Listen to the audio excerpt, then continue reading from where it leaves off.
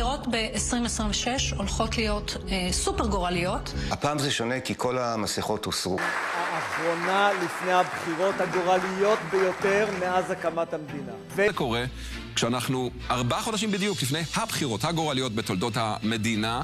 מה זה אומר הבחירות הגורליות בתולדות המדינה? ממשלת נתניהו הצהירה על כוונותיה בריש גלי לבצע כאן הפיכה משטרית.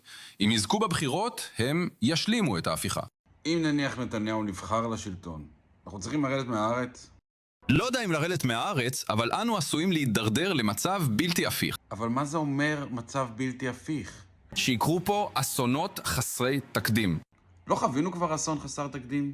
אולי הבחירות הגורליות בתולדות המדינה היו ב-2023, אולי הן היו ב-96, ובוא נניח שנתניהו מפסיד. אז הכל יהיה טוב, כבר הפסיד ב-2021, וחזר. מה אתה רוצה להגיד, שהבחירות לא גורליות? זה נכון שהבחירות חשובות, אבל להגיד הגורליות בתולדות המדינה, זה להתעלם מזה שממילא יש פה כיתוב מטורף, ותחושה שאנחנו חיים בשתי חברות נפרדות, ושרואות את הפוליטיקה כמו איזה משחק סכום אפס כזה. נו, אז הם כן הגורליות בתולדות המדינה? תכלס יש מצב.